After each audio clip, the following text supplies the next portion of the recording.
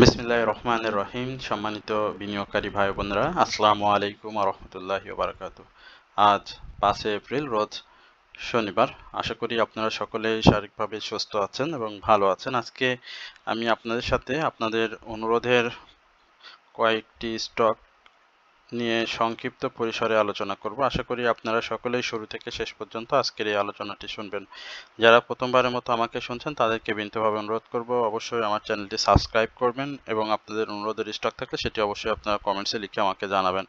এছাড়াও যারা প্রতিনিয়ত আমাকে শোনেন তাদেরকেও আন্তরিক ধন্যবাদ এবং কৃতজ্ঞতা প্রকাশ করছি। অনেকদিন পর আগামীকালকে প্রায় 9 দিনের মতো কার্যদিবস বন্ধ ছিল মার্কেট। আগামীকাল মার্কেটের লেনদেন শুরু হবে এবং এই লেনদেনে আমরা একটা নেগেটিভ নিউজকে মার্কেটকে সামনে রেখে মার্কেট আগামীকালকে আমরা ওপেন হতে দেখব। এবং আপনারা জানেন যে যুক্তরাষ্ট্র কর্তৃক আমাদের যে রপ্তানিমুখী যে সমস্ত পণ্য রয়েছে সেই সমস্ত পণ্যের উপরে 37% শুল্ক নির্ধারণ করেছে। সেটি আসলে মার্কেটে কি ধরনের প্রভাব ফেলবে সেই বিষয় নিয়ে এর আগে আমি আপনাদের সাথে আলোচনা করেছিলাম এবং আজকে ঠিক সেই শুল্ক কোন কোন স্টকগুলোতে প্রভাব ফেলবে না, অর্থাৎ আগামীকালকে এই আমরা স্বাভাবিকভাবেই ধরে নিচ্ছি মার্কেটটা একটু ডাউন ট্রেন্ডে থাকবে এবং এই ডাউন ট্রেন্ডটি মার্কেটে খুব বেশি প্রভাব ফেলবে না। আমি এর আগেও আপনাদেরকে বলেছিলাম এবং আজকেও নতুন করে এই কথাটাই বলছি। দু একদিন হয়তো আমরা মার্কেটকে খুব একটু ডাউন ট্রেন্ডে দেখবো এবং সেই ডাউন ট্রেন্ডটা কিন্তু স্বাভাবিকভাবে অন্যান্য সময়ও আমরা দেখেছি। এই রপ্তানি শুল্ক এটি মূলত আসলে আমাদের বাজারকে বেশি প্রভাবিত করবে না। আমাদের টেক্সটাইল সেক্টরের যে স্টকগুলো রয়েছে মূলত প্রত্যেকটি স্টকই কিন্তু লিস্টেড কোম্পানি এবং লিস্টেড কোম্পানি ছাড়া আপনারা জানেন যে শেয়ার বাজারে আসলে অন্তর্ভুক্ত হওয়ার কোনো সুযোগ নেই।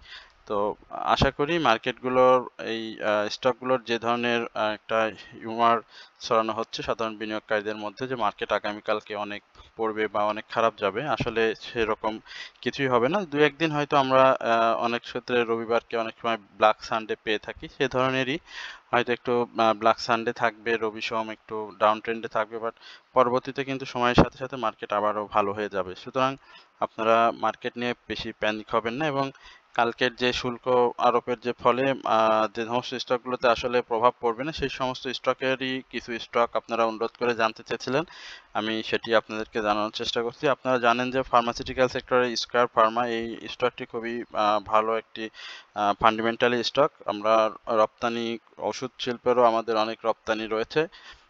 এর মধ্যে আসলে ওষুধ খাতকে আসলে এই শুল্ক হারের বাইরে রাখা হয়েছে, আপনারা হয়তো বিষয়টি জানেন। তো স্কয়ার ফার্মার এই স্টকটি আমরা দেখেছিলাম 52 সপ্তাহে 249 টাকা 80 পয়সা হাই হতে এবং সেখান থেকে ইয়ারলি 197 টাকা 20 পয়সা লো ক্রিয়েট করে এবং সেখান থেকে স্টকটি কিন্তু সময় বাড়ার সঙ্গে সঙ্গে ঘুরে দাঁড়ায় এবং সাধারণ বিনিয়োগকারীদের ভালো প্রফিট টেকিং এর সুযোগ করে দিয়েছে বেশ কয়েকবার আমি বলবো। এছাড়াও শেয়ারটি ক্যাশ ডিভিডেন্ড হিস্ট্রিটাও অসাধারণ, 110% ক্যাশ ডিভিডেন্ড দিয়েছিল। গতবার আমরা যেখানে দেখেছিলাম 100% ক্যাশ ডিভিডেন্ড। এছাড়াও সেকেন্ড কোয়ার্টার যে ইপিএসটি এসেছে এই স্কয়ার ফার্মা সেটিও কিন্তু খুবই ভালো এসেছে। এটি আমি বলবো যে এই যে সাইডওয়েজ মুভমেন্ট বা সাপোর্ট জোন ধরে ধরে এখন পর্যন্ত যে জায়গাটিতে রয়েছে 220 টাকা 10 পয়সা, এখানে শেয়ারটি কিন্তু ভলিউমটা গেইন করার চেষ্টা করছে। আপনারা লক্ষ্য করেছেন যে এইখানটাতে কিন্তু শেয়ারটি ভলিউম গেইন করার চেষ্টা করছে এবং আরএসআইটাকে রিস্কি জোনে রিস্কি জোন থেকে কারেকশন জোনে ভলিউম ধরে রেখে কিন্তু সেই কারেকশনটা শেষ করে আপ ট্রেন্ডে যাওয়ার চেষ্টা করছে। এখানে ক্যান্ডেলটি ভালো করেছে নিঃসন্দেহে, ক্যান্ডেলটি গত দিনের থেকে ভালো, তবে আরও 30 পয়সা উপরে যদি ক্লোজ দিতে পারতো সেটি স্টকটির জন্য একটা পজিটিভ মুভমেন্টে যাওয়ার একটা ইঙ্গিত দিত। তবে এখানে আগামী দিনে যেটি হবে শেয়ারটি কারেকশন জোন যদিও তৈরি করে স্টকটি, তাহলে আমরা 50 পয়সা থেকে 30 পয়সার এই একটি কারেকশন জোন স্টকটিকে দেখবো আবারও এই কারেকশন জোন শেষ করে, অর্থাৎ 119 টাকা 70 পয়সার এই লেভেলের কারেকশন জোন শেষ করে কিন্তু স্টকটি আবারও আপ ট্রেন্ডে চলে যাবে। তো আমি স্কয়ার ফার্মাতে যারা রয়েছেন তাদের উদ্দেশ্যে একটি কথাই বলবো যে স্কয়ার ফার্মা এই মুহূর্তে একটা প্রাইস অ্যাকশনের জন্য তৈরি হচ্ছে, যাদের কাছে রয়েছে তারা অবশ্যই স্টকটিতে হোল্ড করবেন এবং স্টকটি 225 টাকার যে ব্যারিয়ারটি রয়েছে সেটি যদি সাকসেসফুলি ব্রেকআউট করতে পারে তাহলে কিন্তু 230 টাকা থেকে 235 টাকা এই লেভেলে স্কয়ার ফার্মা চলে যাবে এবং স্কয়ার ফার্মার যে সিগন্যালগুলো রয়েছে ম্যাক্সিমাম আর এখন পর্যন্ত ভালো আমি বলবো। আরএসআইটা একটু আপ ট্রেন্ডে যাওয়ার চেষ্টা করছে, 63.93 অবস্থান রয়েছে। আর হিস্টোগ্রামের বার, এমএসিডি, মুভিং অ্যাভারেজ সবকিছু মিলিয়ে বাই সিগন্যাল থাকলেও এইখানে যে কারেকশন জোনের কথা বলছিলাম, এই কারেকশন জোনের যে সাইডওয়েজ মুভমেন্ট ধরে শেয়ারটি হয়তো সেল সিগন্যালে চলে আসবে এবং এই মার্কেট পজিটিভ ট্রেন্ডে আসলে কিন্তু স্টকটি একটা ভালো প্রফিট টেকিং জোনে সাধারণ বিনিয়োগকারীদের নিয়ে যাবে। অর্থাৎ যারা মার্কেট বোঝেন, স্টক সম্পর্কে ভালো ধারণা রাখেন, তাদেরকে বলবো যে আপনারা এই বিষয়টি বুঝে শেয়ারটিতে এন্ট্রি জোনে যাবেন এবং বিনিয়োগ করবেন। তো এই হচ্ছে মূলত আপনাদের স্কয়ার ফার্মা নিয়ে আমার সংক্ষিপ্ত পরিসরের আলোচনা। এরপরে আপনারা জিপি এই স্টকটি নিয়ে, টেলিকমিউনিকেশনের এই স্টকটি নিয়ে আপনারা জানতে চাচ্ছেন। আমরা এই স্টকটি আসলে এই শুল্ক আরোপের ক্ষেত্রে কি ধরনের প্রভাব পড়বে মার্কেটে, তার মধ্যে আসলে জিপিটা কি ধরনের ইফেক্ট নিয়ে আসবে বাজারে, সেটি আপনারা জানেন যে মার্কেটের এই পজিটিভ ধারায় রাখার জন্য যে সমস্ত স্টকগুলো সবচেয়ে বড় ভূমিকা রাখে, তার মধ্যে কিন্তু গ্রামীণফোন লিমিটেড, টেলিকমিউনিকেশনের এই সেক্টরের স্টকটি কিন্তু খুবই গুরুত্বপূর্ণ। আপনারা জানেন যে এই স্টকটির ক্যাশ ডিভিডেন্ড ইতিমধ্যেই ঘোষণা করেছে, সবকিছু রেকর্ড ডেট শেষ করেছে এবং কারেকশন জোন, আমি এর আগেও বলেছিলাম যে 319 টাকা বা 318 টাকা এই লেভেল থেকে শেয়ারটি সাপোর্ট পাবে এবং সাপোর্ট পেয়ে শেয়ারটি প্রাইস অ্যাকশন করবে। এর আগে যে 321 টাকা 20 পয়সা হাই করেছিল, শেয়ারটি কিন্তু তার উপরে ক্লোজ দিয়ে আপ ট্রেন্ডে যাওয়ার জন্য চেষ্টা করছে এবং তার যে ক্যান্ডেলস্টিক প্যাটার্ন, সেটি উপরে শ্যাডোটি বড় রয়েছে, বাট এখানে আপনাদেরকে একটু বলি, শেয়ারটি যদি 331 টাকার যে 31 থেকে 33 টাকার যে বাধাটি রয়েছে, এটি কিন্তু এইবার কিন্তু ব্রেকআউট করার একটা সম্ভাবনা রয়েছে।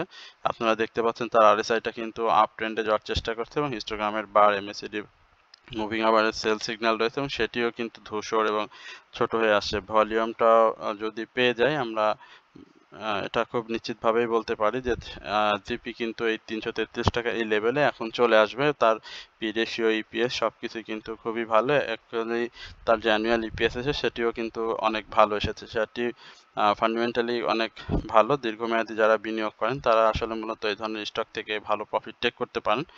আর যদি এই স্টকটি এখন কেউ এন্ট্রি জোন হিসাবে নেন, আমি এর আগে বলেছিলাম 318 থেকে 319 টাকা এই লেভেলে স্টকটি একটা ভালো এন্ট্রি জোন ছিল এবং সেখানেও কিন্তু স্টকটি কিছু ভলিউম পেয়েছিল। আমরা 20 মার্চ স্টকটি কিন্তু 319 টাকা, এই সময় কিন্তু সেটি 1,10,000 ভলিউম করেছিল।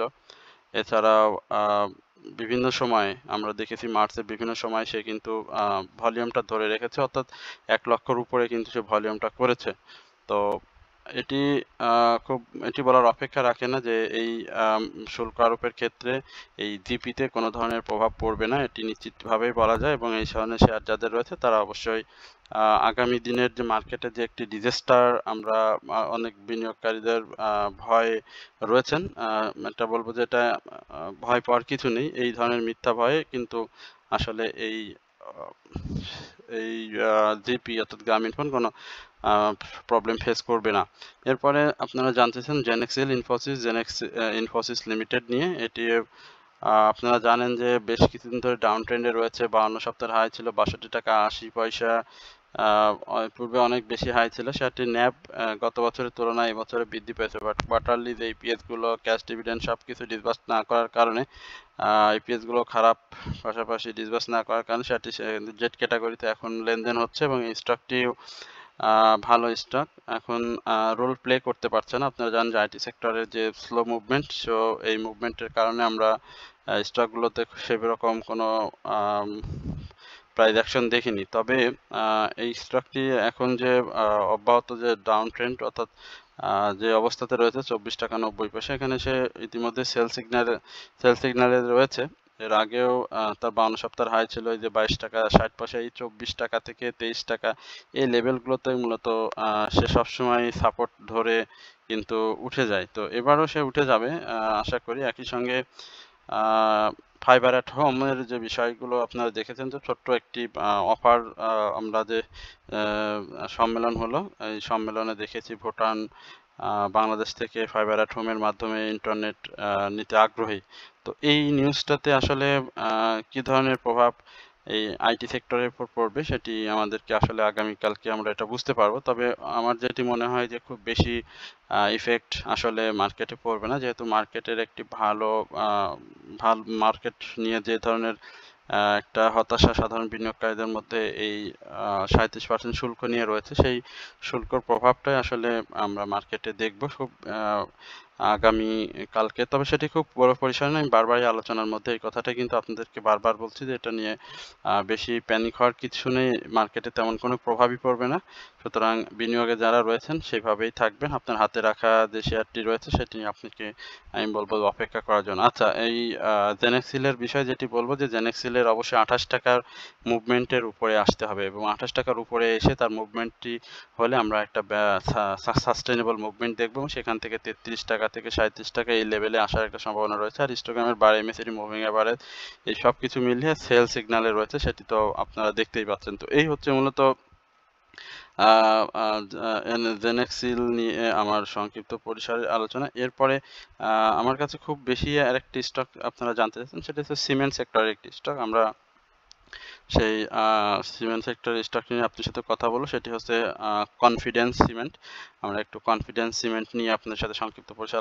কনফিডেন্স সিমেন্টের ফান্ডামেন্টালি যদি বলতে হয়, এটি অসাধারণ একটি স্টক, ফান্ডামেন্টালি অনেক ভালো স্টকটি রয়েছে। স্টকটির পি রেশিও অনেক, সেফটি পি রেশিও নিঃসন্দেহে পি রেশিওটা খুবই ভালো। স্টকটির ইপিএস ভালো, বাট সেকেন্ড কোয়ার্টার যে ইপিএসটা এসেছিল সেই ইপিএসটা ভালো না আসার কারণে স্টকটি সেভাবে মুভমেন্টটা আসেনি। বাট ক্যাশ ডিভিডেন্ড হিস্ট্রি বা সব কিছুই কিন্তু এই স্টকটি ভালো, পাবলিক হোল্ডিং কিন্তু খুব বেশি না, মাত্র 2,80,00,000 শেয়ার। এখন কনফিডেন্স সিমেন্ট নিয়ে আমি একটা কথা বলতে পারি, শুধু কনফিডেন্স সিমেন্ট না, আমরা সিমেন্ট সেক্টরকেই একটু কথা বলি। আপনারা জানেন যে সিমেন্ট সেক্টরে আমাদের স্টক রয়েছে মাত্র 7টি। এই 7টি স্টকে লিস্টেড কোম্পানি বাংলাদেশের স্টক এক্সচেঞ্জে। আপনারা জানেন যে আমাদের দেশে ইটের একটা ব্যবহার আছে। এই মুহূর্তে এই ইটের ব্যবহারটা সরকার কমিয়ে নিয়ে আসার খুব জোর প্রচেষ্টা চলছে এবং এই জোর প্রচেষ্টায় অনেক ইটভাটা আমরা দেখেছি যে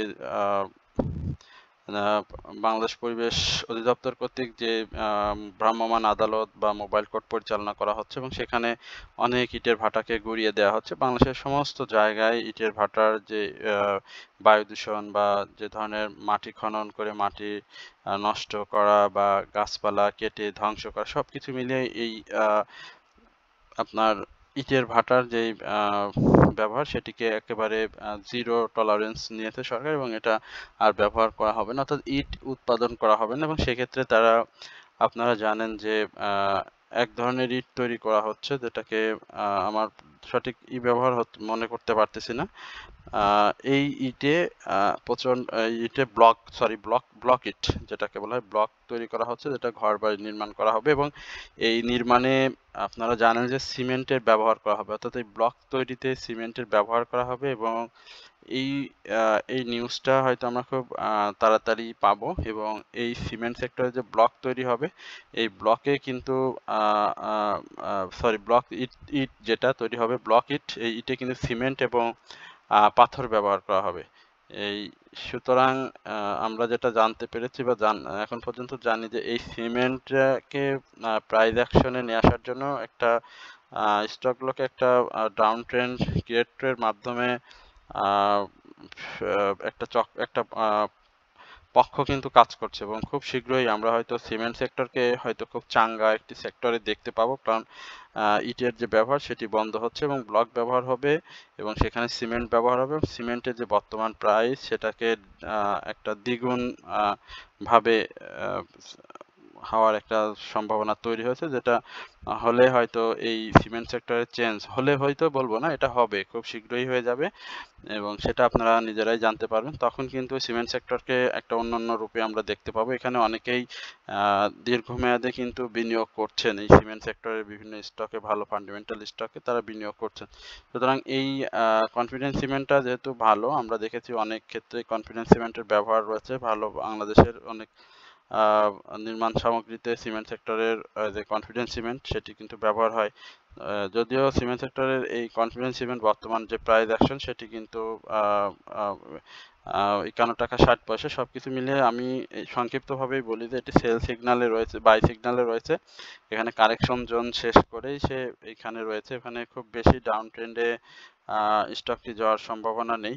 সেক্ষেত্রে আমরা হয়তো 51 টাকা 60 পয়সা থেকে 51 টাকা 20 পয়সা এই লেভেলে স্টকটি আসবে এবং এখান থেকে স্টকটি আবারও একটি গ্রিন ক্যান্ডেল তৈরি করে একটা সাইডওয়েজ মুভমেন্ট নিয়ে থাকবে। আর ভলিউমটা গেইন করতে পারলে আমরা প্রত্যাশা করি যে স্টকটি আরো ভালো করবে এবং এখানে স্টকটির বাধা 56 টাকা থেকে 58 টাকার উপরে একটা ক্লোজ, সেটা যদি দিতে পারে তাহলে স্টকটি কিন্তু আবারও ভালো রোল প্লে করবে। সুতরাং যাদের রয়েছে বা যারা দীর্ঘমেয়াদে বিনিয়োগে আসার জন্য সিমেন্ট সেক্টরকে চয়েস করে রেখেছেন, আমি জানি না কে কিভাবে আছেন, তো তাদের জন্য আমি মনে করি একটা আশীর্বাদ স্বরূপ হতে যাচ্ছে এই সিমেন্ট সেক্টরের কনফিডেন্স সহ অন্যান্য আরো যে স্টকগুলো রয়েছে। তো এই হচ্ছে সিমেন্ট নিয়ে, কনফিডেন্স সিমেন্ট নিয়ে আমার সংক্ষিপ্ত পরিসরের আলোচনা। এরপরে আপনারা বিডি ল্যাম্পস এই স্টকটি নিয়ে আলোচনা জানতে চাইছেন। আমি এর আগেও বিডি ল্যাম্প নিয়ে আপনার সাথে কথা বলেছিলাম। আমি তারপরে সংক্ষিপ্ত পরিসরে আমি কিন্তু বলার চেষ্টা করছি। বিডি ল্যাম্প এটি জানেন যে পাবলিক হোল্ডিং খুবই কম, একটি লো পেড স্টক, মাত্র 31 লক্ষ শেয়ার রয়েছে। স্টকটি এখান থেকেই আসলে আপ ট্রেন্ডে যাওয়ার চেষ্টা করতে, বাট একটা কারেকশন জোনের ভিতরে সে যাচ্ছে। তো সেই কারেকশন জোনটা কিন্তু খুব বেশি হবে না, 115 টাকা থেকে 112 টাকা 70 পয়সা, এবং সেটি যদি ভেঙে ফেলে কোনো ক্রমে তাহলে 109 টাকা এই লেভেলটায় এই স্টকটির একটা কারেকশন জোন থাকবে এবং এই কারেকশন জোন শেষ করে স্টকটি কিন্তু আরো ভালোভাবে মুভমেন্টে যাওয়ার চেষ্টা, যদিও তার এদিনের যে ক্যান্ডেলসটি সেটি ভালো আসেনি, উপরে ক্লোজ দিতে পারলে 119 টাকা 40 পয়সার উপরে ক্লোজ দিলে ভালো হতো। তো যেহেতু স্টকটি লো পেড, ভলিউম সংখ্যা খুবই কম, সুতরাং আমি যেটি বলবো যে এই ধরনের স্টকে প্রাইস অ্যাকশন হতে কিন্তু খুব বেশি সময় লাগে না।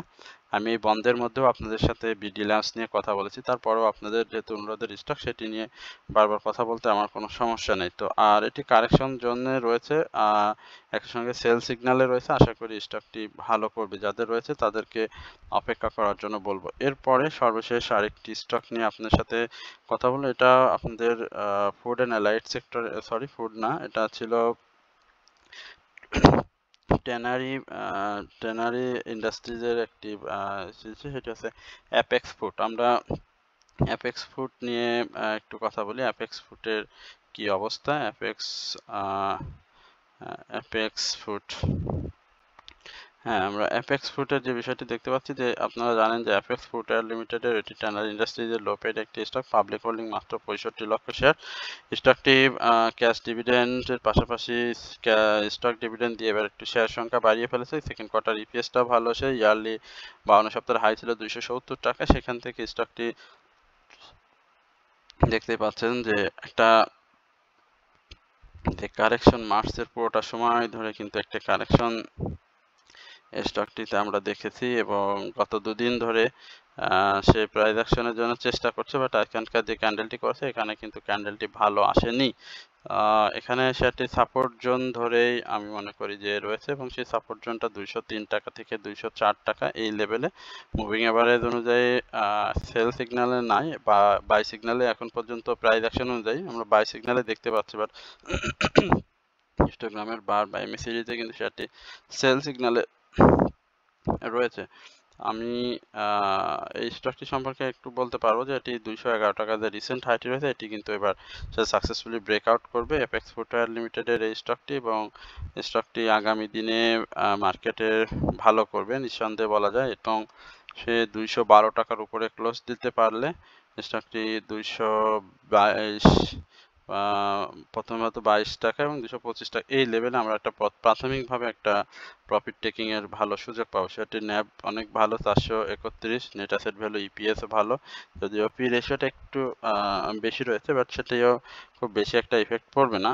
আর সেটিতে আমরা খুব শীঘ্রই মার্কেট পজিটিভ ট্রেন্ডে আসলে আমরা ট্যানারি ইন্ডাস্ট্রিজের এই অ্যাপেক্স ফুডওয়্যারকে বাই সিগন্যালে পেয়ে যাবো। এই হচ্ছে মূলত আজকে আপনাদের অনুরোধের স্টক নিয়ে সংক্ষিপ্ত পরিসরে আলোচনা। আশা করি আপনারা সকলেই ধৈর্য সহকারে আজকের এই আলোচনাটি শুনেছেন। একই সঙ্গে আপনাদের সবাইকে বিনীতভাবে অনুরোধ করবো আমার চ্যানেলটি সাবস্ক্রাইব করে আমার পাশে থাকার জন্য এবং মার্কেট নিয়ে প্যানিক না হওয়ার জন্য অবশ্যই আপনার হাতে থাকা স্টক সময়ের সঙ্গে সঙ্গে ভালো করে আপনাকে অবশ্যই প্রফিট টেকিং জোনে নিয়ে যাবে। সকলে ভালো থাকবেন, সুস্থ থাকবেন, এই প্রত্যাশায় আজকের আলোচনা এখানে শেষ করছি। আসসালামু আলাইকুম ওয়া রাহমাতুল্লাহি ওয়া বারাকাতুহু।